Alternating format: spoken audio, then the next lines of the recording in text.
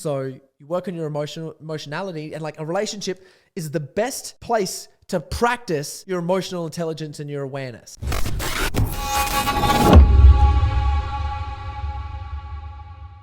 So if you ever get angry, resentful, withdraw from your partner, you ever get jealous of your partner and you want to fix that, sometimes it feels really gross and icky. Like you're like, oh, why does this? I don't even know what I want to look at this. I just want to, you just get like that aggressive yuckness in you, and then you don't say anything, you bottle it up, and eventually it blows up in your face, and then it comes back at you, and then next minute she's angry at you and it's your fault because you didn't have the goddamn balls to mention something or have a deep conversation before. Then this podcast is, I'm going to tell you my experience. I'm going to teach you like step-by-step processes and just like some techniques as I go through the list on my phone of what I would do in certain situations that have helped my relationship, that have helped other people's, help their relationship. And improving this part of your relationship and understanding this gives you more freedom in your life to go and chase after what you really want. If you haven't read the book, Way of the Superior Man by David Dieter, please read that. If you haven't read the book, What Your Mother Couldn't Tell You and What Your Father Didn't Know, please read that book. And if you haven't read Enlightened Sex, Finding Freement and Fulfillment Through Sex, there's 2 of them, please listen to that book. There's an audio book, Finding Freedom and Fulfillment Through Sex,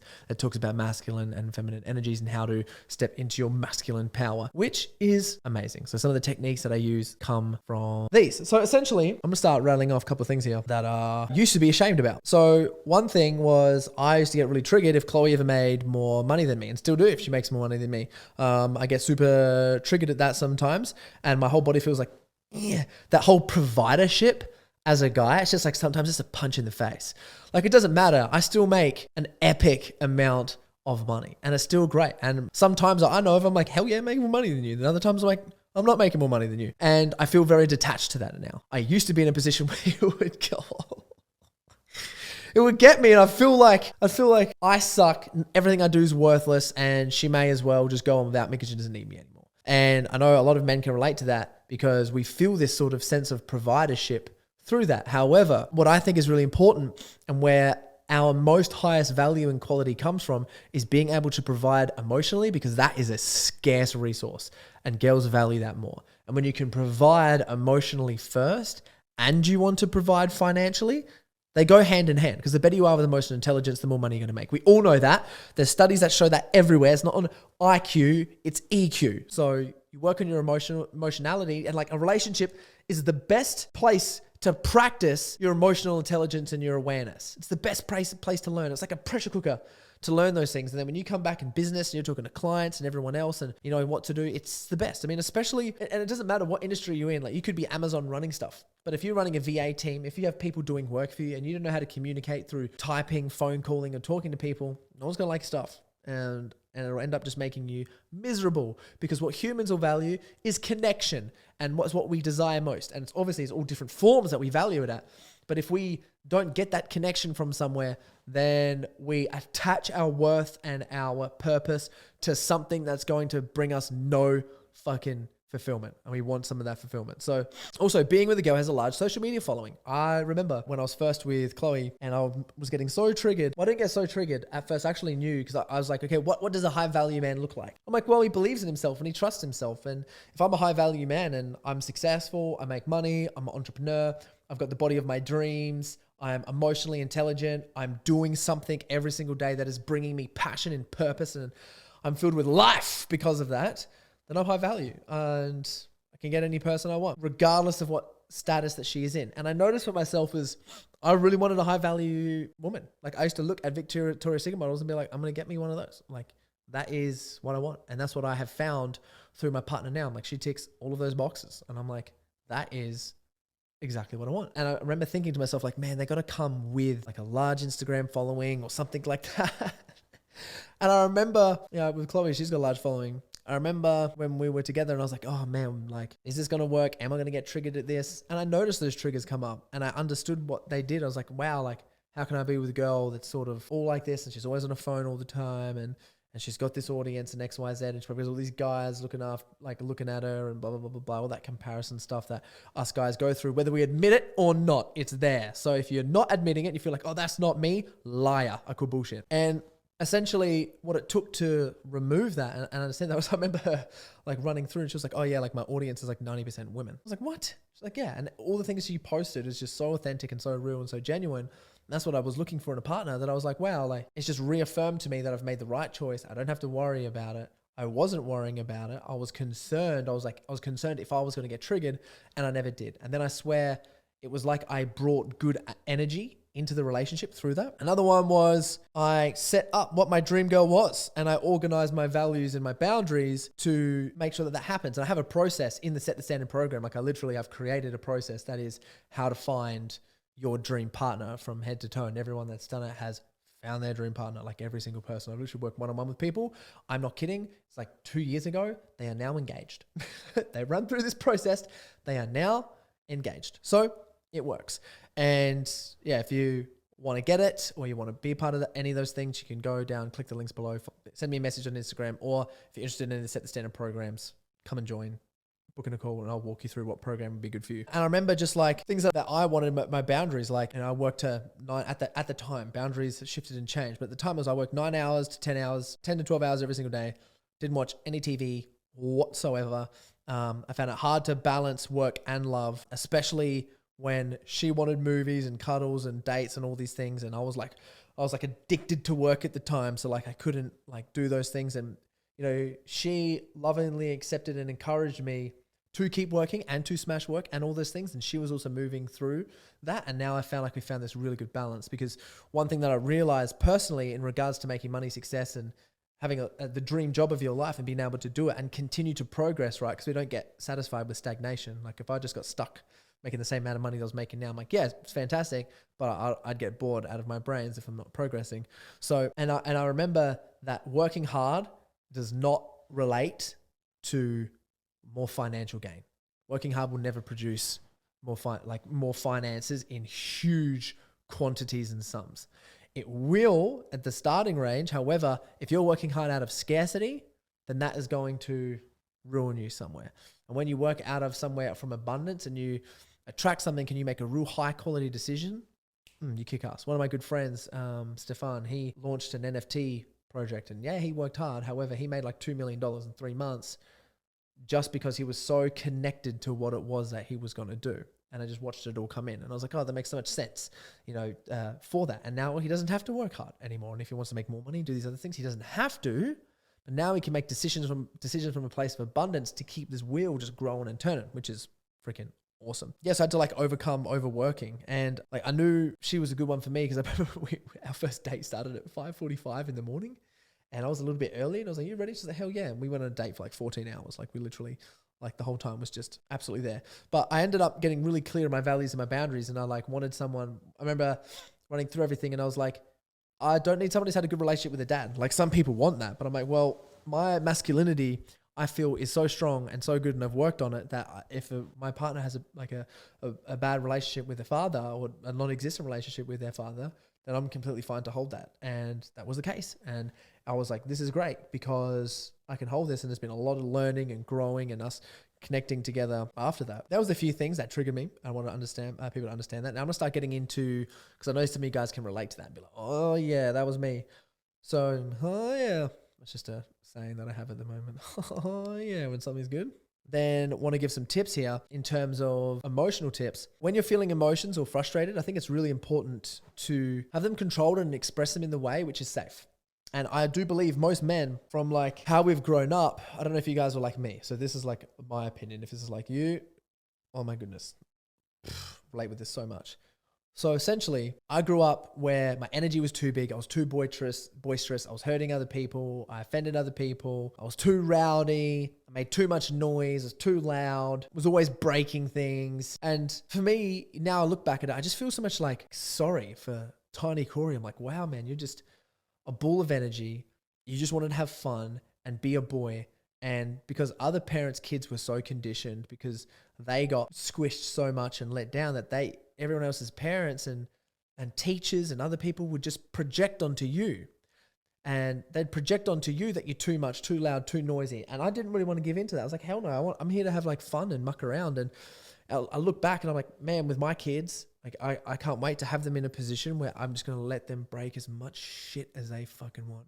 and let them play and be as big and as loud as they wanted to, especially because I grew up as acting, right? So we got, acting classes that was encouraged for us to do that. Be big, go this, like explore your creativity and improvise. And that was so fantastic and it felt so good. I'd go to school and I would go to like friends gatherings, whatever, and I'd improvise or I'd tackle in a sport or something and I'd accidentally hurt someone else. And it was all my fault, you're bad. And I'd be words to my parents, and my parents would always be so embarrassed. Then I felt guilty because they were so embarrassed all the time. And then that conditions you when you grow up, especially when you then get in a relationship. And then you're feeling guilty and embarrassed all the time and you can't express your emotions in a way that would as you're a kid. Because when you're like angry or frustrated as a kid, it's like, don't have a tantrum, don't have to do this, don't punch the wall, don't blah, blah, blah, don't freak out. So it's just like squashed. So then all that anger would then turn into drinking, that would turn into porn, that would turn into video games, that would turn into violent thoughts in your brain, that would turn into like going to bed late, that would turn into going to bed early, that would turn into like overeating, that would turn to addiction to the gym, that would turn into addiction to overworking. Sometimes overworking can serve us for a period of time, depending if we're connected to that and it's aligned with us in our mission. However, it's just to know that we've got to come out of this. I treat everything sort of like a bodybuilding season, right? So it's like we have a season to sow and you have a season to grow. Sort of like in bodybuilding, it's a season to grow and then a season to shred. So it's like one's planting foundations and one is like hunting and going to crush. So when we get into our relationships, you don't know how to control these things, right? So an incident happened with me when I was with Chloe, and I remember getting really frustrated and angry, and this is a real good tip for you guys. And I just felt that anger bubbling up because we were like blaming each other. It was going back and forth. It was like, pow, pow, pow. Get into an argument, and I just had to stop and just had, before I'd usually blow up or get really angry. And I just said, babe, I just need to let you know, I am so angry right now. And I still mentioned those things. And she was just like, oh, okay. I just talked about my emotions. And I'm like, I need a second. And now I communicate those things all the time. As soon as something is happening or coming up where I'm feeling angry or frustrated, and it could be in the moment, even when she's triggered or frustrated, we'll just talk about it like, I'm really angry and frustrated right now. I am feeling like I need support. I'm feeling like I'm not getting the love that I need. I feel like I'm not getting the recognition that I'm needing right now. And it's actually making me quite sad. And then I'm getting a little bit depressed about it, which is really frustrating me because usually I'm on top of the world, killing it. So that's how, communicate by taking responsibilities for our emotions. Now, this technique can also be used in any difficult conversation scenarios. And you can use that. And I mentioned it probably in the last podcast about taking responsibility just for your emotions. Oh, I remember where all this stuff come from. I don't know about you guys, but I was in a position where I was sleeping with girls to make me feel better about myself. I'd been in positions where it's like sort of cheating before. I have scrolled on, and by the way, I mean sort of cheating because it was like we would have a break, they would sleep with someone, so then I'd go sleep with someone, and I was in a situation like that. I was like, is that cheating or not? I still feel guilty about it anyway. I've had situations where I've been frustrated in a relationship, and then I'd scroll on Instagram looking at girls, and I'd be like, why is this like happening? So I've had to overcome all of that to find your one and then lock them down. And then one thing that I learned really well, and this come when I was studying pickup, because I studied pickup and studied game for a while. I listened to so much. I read The Mystery Method. I read The Game. I read a lot of Neil Strauss. I watched a lot of videos on pickup and game. But then I applied them. I applied them in real life, and they worked. So I was like, okay, this is really cool. So I've integrated some of this stuff, which was really cool. The thing about game, which is really interesting, what they teach you is it's like, okay, well, there's two phases, right? So there's one phase of getting the girl, then there's another phase of keeping the girl. And when you notice that you fall back into any of these old habits, you're not keeping the girl. That's just a self-sacrifice and self-sabotaging pattern. If you fall back to any old bad habits of like withdrawing, XYZ, being more reactive, looking at porn, like whatever it is, then you're just going to start putting yourself in situations and scenarios where she's going to leave you. And that's so scary, right? Because when that starts happening, and this happens in your relationship, when that starts happening in your relationship, then you're coming to a worse energy at work. You're showing up with your employees differently. You're being a little more reactive at them. You're not getting things done on time for your customers and your clients, which is then bringing your business and personal reputation down, all because you're falling into bad habits with your relationship. So you're probably thinking to me like, Corey, that's me. How do I get out of that? It's all good. I'm going to tell you. But the first thing first I'm going to say, if you want to master this and nail it, join our Set the Standard community. We have the programs and places to go and get there. Follow us for more, or just click on the link below in the description and you can book in a call with me. We'll run through a conversation and I'll be like, here's where you got to go, and go there. And we'll sort you out for that. Because holy shit, there's nothing scarier than that when that bad cycle starts heading down. So I was going to dig into this a little bit more, But I remember just being like jealous of, as well, like my partner's friends, specifically male friends. And I didn't have the confidence in myself that eventually she would rely on your masculinity more than others. And then they would drop off, which always happens, by the way. And then, another thing that I do is I don't let my partner choose my clothes or do my washing for me. I've never been so disgusted before when I used to work in retail and men would walk in and would be like, oh, do you want to get these shoes? And they go, oh, I have to check with the old ball and chain first. And I was like, bitch, I never want to be that guy. No way in hell. Yuck, disgusting. So I get my own clothes and dress my damn self. I do my own clothes and my own damn washing. I like to clean and do all the things and keep the room tidy and make the bed and all that stuff. Only in situations where if I'm running out of time or something where I'll ask for help for something, but not with washing. I hate it. I don't have a thing for washing. I'm like, no, I do my own washing. I buy my own clothes.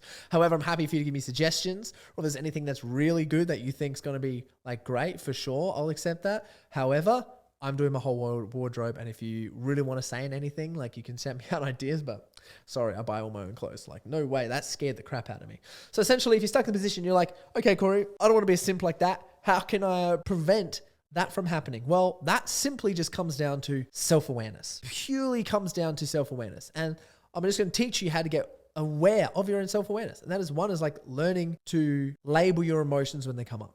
Such a simple skill, right? Such a simple skill. Not easy to do, but it's simple. And what I'm feeling right now is relaxed and happy that my L5 disc is not shooting pain down the back of my leg. I feel really content about that. However, my foot's a little bit numb. But besides that, great. And just being able to label those emotions is really important. And I'm going to teach you where sort of your conscious thoughts come from to give you a tool and sort of a mindset tool that you can think of. So on the screen right now, if you're watching, there's going to be an image and it's called my ego triangle, and you'll be able to see that there. If you're listening, I'm going to paint the picture for you. So essentially what happens is your thoughts a lot of it comes from your unconscious. And if you're unaware of anything sticky that's not emotionally not feeling right, it's usually coming from your shadow. And what happens is when you first become aware of those things, you start on the left-hand side of the triangle, right? So essentially it's picture a triangle in your mind, and there's those masculinity triangles, and 3/4 of the way up to the top, there's a line that goes through it. Right? Anything above that triangle, the tip of the triangle, is being consciously aware. Anything below that line is consciously unaware. So you're unconscious. So if you start on the left-hand side of the triangle, we're going to move to the right-hand side of the triangle, and then we're going to go up. The left-hand side of the triangle is when you learn one of those things about yourself, but it's timid. It's a seedling. You're timid about it, and you might be shy, scared, afraid. You might learn something that hasn't really integrated yet. The next part of your journey is to road of excess leads to the palace of wisdom. Go too far with it. Actually go too far and give yourself permission to do that. As a kid, how many times did you go way too far with something for someone to pull you back up on whatever mistake it is that you made, and they go, no, this is the best way to do it. And you go, oh, that's the way to do it. I feel like as adults, we're in a position where you get judged for going too far these days, judged for being too much, as I mentioned beforehand. And I'm just here to say, spread out the message, fuck that to that. Just because people can't hold you in some sort of chaotic state doesn't mean that they don't have to. Some people have to, especially if you're in a business, if you're walking through, if it's a partner relationship and you want to be big and push things too far. It's well, if you love me, you respect me, you want me to be here, you're going to have to deal with it. And I want to normalize that in the best way, because I believe we should be able to, and this, I know it's using the should word, but I'm doing this as well and working on it. I want to be one of the people who lead in this way, that encourage people to be big and too much. And so that I can hold those people to help them get there. I do it with my clients all the time. So why can't we do it all the way? So even if you're not going to do that, I'm going to do that. But I do encourage you to do that. Go too far with things. Take up the space. Americans do it. Why can't us Australians, right? So start off timid, and then we go way too far. Let's say, for example, something like, it's almost like the gym, right? It's you don't know what you can bench press until you go, maybe you get on a bench press. Let's say you've never done a bench press before, and you're you're 40 kilos. That could be, 70 pounds, right? 70 pounds, 40 kilos. And you're benching that. And then you put on 100 kilos, which is 215 pounds, something like that, 220 pounds. And you go to put on that on the bench press and it's way too heavy. Crush you. And then you go, all right, I'm going to move this back down to maybe 60 kilos, which is probably 140 pounds, something like that. And then you can lift that. And you're wicked, I can do a few here.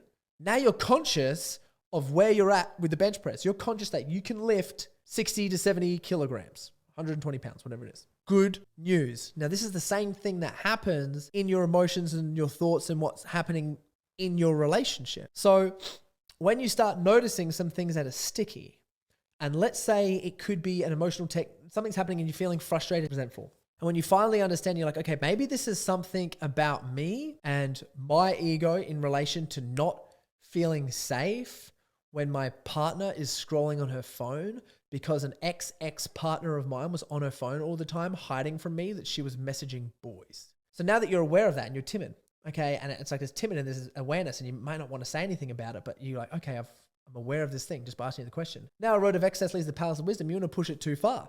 And it's to hold the space and have the conversations and speak professionally. But hey, if you need to be a little bit messy about it, so be it. How I would approach the situation, hey, just letting you know, when you're on your phone like that, I feel disconnected from you. And when you're on the phone in the car, and when you're on your phone in the bed, for some reason, I feel gross about it. It makes me feel distrustful to you, even though I know that you're not. I've had previous experiences where that's happening. And honestly, it doesn't make me feel good. And for a while, I would like it not to happen in the relationship. Next time I'm on the phone, hey, just reminding you again that time, that what I mentioned about before on the phone was real. And currently right now, my body does not feel good for me. Don't feel good about that. Happens again. You mentioned, hey, just letting you know. How you're showing up on your phone when you're in the bed next to me like that, for me, is risky business. And like, I don't like it. It's making me feel gross in my body. Would you mind jumping off your phone? And then if you want to take the advanced techniques, you want to be really good partners when they're off the phone, when they're connecting with you, it's you mentioning, I appreciate you so much for not being on your phone right now and connecting with me and just being here with me, especially if like you like quality time or something, because this might not be you, right? It could be words, it might not be phone, it might not be time, it might not be other things, but if anyone's been triggered in this situation, you can think of your own. This is just one. I appreciate you so much for not being on your phone and being present with me. Like, that means a lot to me. And it makes me feel like I can trust you more. You say those things and you're conditioning something positive that's happening. But now because you're aware of it and you're pushing it to the road of excess, you're going too far with it or even talking about it too much to the point where you both become aware and conscious of it, that when you do achieve consciousness with it and you understand what it is, then you don't have to mention it as much because you've just conditioned something positive in the relationship. I cannot tell you how many times this has happened in my relationship with how I want my relationship to be, especially when I remember when I was with Chloe, I was like, she almost ticks every single box, but there's quite a few things here that if they stayed over a long period of time, I wouldn't be happy. I wouldn't stay around this relationship. But I'm here, I'm committed for the long run, and I want to do it with her, and I want to figure out and iron out all these kinks. So I mention these things, I talk about them, I discuss them to create a relationship that I actually want, and that's standing up for myself. And that's also been in the position where I'm not afraid to hurt her. And I understand that women in general also have really big emotional capacity tanks. Us as guys, I feel, this is my experience, don't know if it's for you, but I feel like, I don't want to feel all those emotions. Like feeling emotions all the time is too much. And just because, and this is a projection, just because I can't feel emotions doesn't mean that they can't feel emotions. And especially being a woman, they can feel emotions way better than we can. So, and then I get scared because I'm like, I don't want to feel these emotions. I wouldn't want her to say these things to me. Like, because that would get me like riled up if she said those things to me. I want to avoid and be out there. However, I'm like, I'm dedicated to creating the relationship I want. So you best believe I'm going to put myself first. And I'm going to damn well say them, even when it feels so uncomfortable. I'm like, oh God, I don't want to say this. I don't want to say this. Here's a boundary. I'm putting it in. I don't like when we do this. It makes me feel uncomfortable. And I would ideally like a relationship to be like this. I just said it. Yes. Now that's just bringing things aware and conscious. And then you can talk about them. When they are, you figure them out and it conditions a relationship to be something amazing, which is why I'm in a relationship where I fall in love more and more and more every single week. And my business is booming and I can do things like bodybuilding competitions at the same time. I don't know too many other people who have managed a multi-six-figure company, competed in a bodybuilding show, maintained a social life, and grew more in love with their partner. And that all happened due to just using these communication skills, which come from being aware of myself. And how you can get aware of yourself is doing some of the exercises in the Set the Standard program, to be honest, like understanding your strengths and weaknesses. The most important thing that I know that works for people understand themselves is talking to other people who are working on themselves. That is the most important way to understand yourself, upgrade your self-awareness, and improve your personal development all day anyway. And they always say, you're the sum of the 5 people you hang around. I believe that extends now. That becomes the sum of the people that you hang around, who you follow on social media, and the online communities that you are in. And if you're not doing any sort of online community, or there's a part of your routine is missing where you're not doing any personal development with other people that are doing personal development, you're missing out on your highest freedom and your highest potential. And if you do want to work in that, then click the link below, book in a call with me. I'll direct you towards which one of our programs will be probably one of the best for you. We've worked with over 200 men, if you're listening to this at this time, and we've seen crazy amounts of transformations. It's ridiculous. We can walk you through all of them if you want to see if any of them relate with you. I'm living proof. My employees are living proof. My clients are living proof.